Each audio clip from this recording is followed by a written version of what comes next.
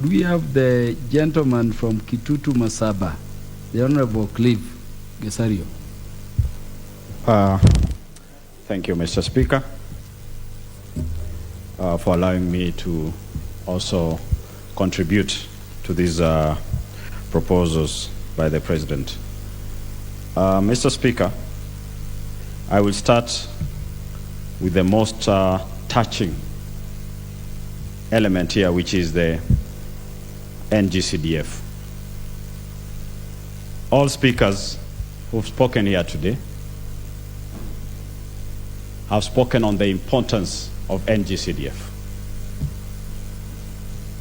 We'll continue to reiterate that this is not money for members of parliament. We are actually here as representatives of constituencies, and while we stand to speak here, we are speaking on behalf of our NGCDF committees back in the constituencies. We are here to ensure that those committees and the fund managers have funds to provide services to the constituents. So having these in the Constitution is priority. And we thank the President for also believing in the same, that the NGCDF committees need these monies in their accounts.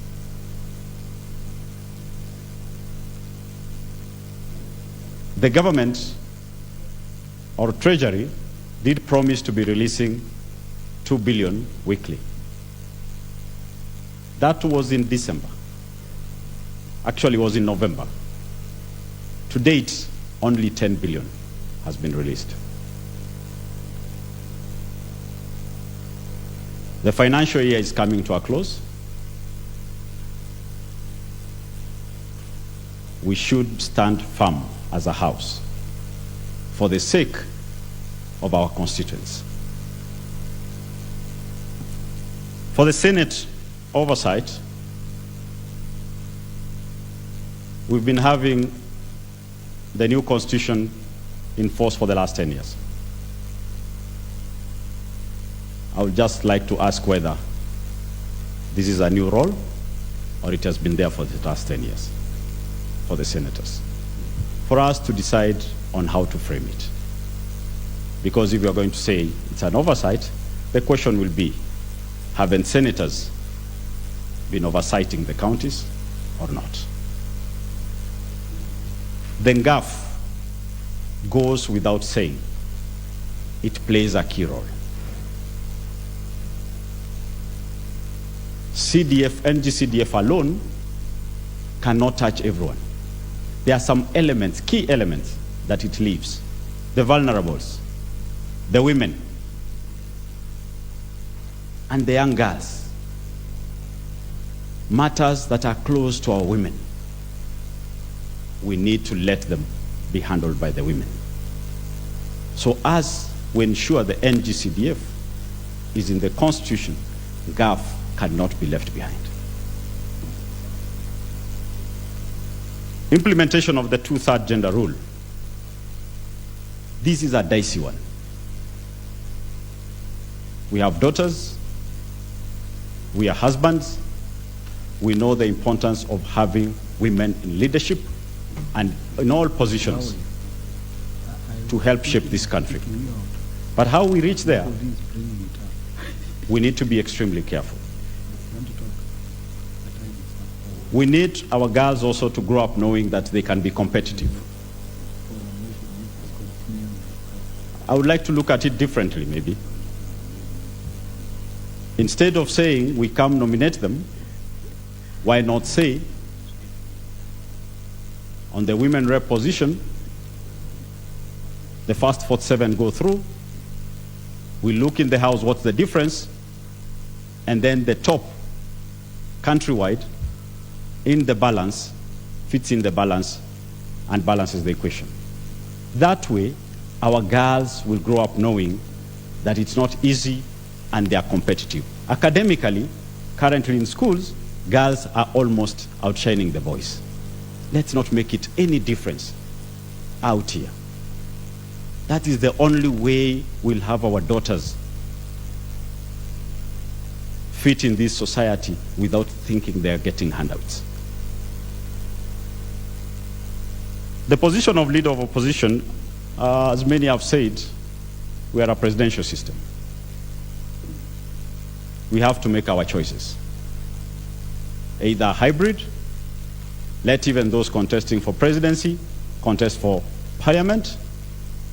When the one who wins then can resign, and the one who loses takes his official role as the leader of opposition in the House. As we sit here, I've listened to leader of majority, sometimes making jokes about this side.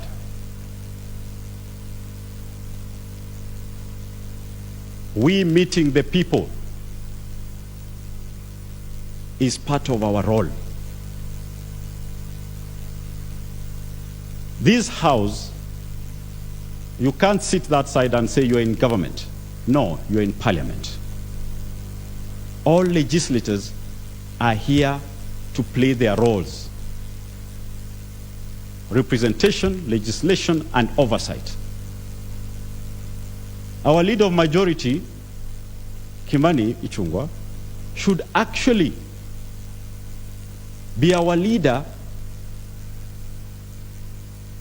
in ensuring that the government performs in our role of oversight.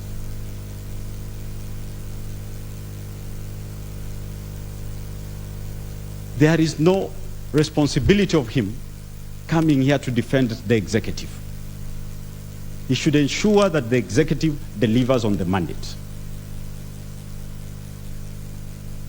He actually should not even be called leader of majority. He should be called the leader of the House. But the moment we start here and we are throwing rocks back and forth, that as we are meeting the people out there, then we'll say it's the way we would like to choose it. We can meet the people in the market.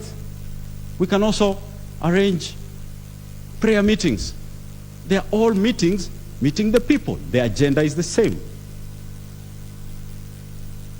So, the leader of official opposition in the current setting of the Constitution has no place. And there's no way we are going to sneak it in. Parliament oversight on executive, as one speaker said here, it will be a tragedy that one day the government wins, the president wins, has a minority in the House, and then we've said his ministers to be brought here. He will need a lot of oxygen out there to resuscitate them.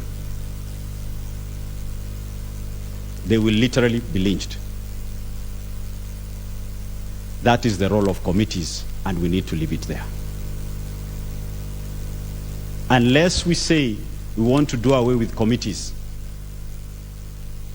we have no business having cabinet secretaries here. The committees are powerful enough, they are representative enough to represent this House. With the numbers in this House, you will never have enough time to even interrogate a minister. So the best way is let the ministers be dealt with at our departmental levels. There are no shortcuts. If these are to come into the floor of the House, let them come as separate bills. So that if either falls on the way, let it fall by itself. Otherwise, we risk, if we bring all this together, NGCDF will be on its deathbed. Something we as parliamentarians should not agree to, that we should not allow. Thank you, Mr. Speaker. Thank you.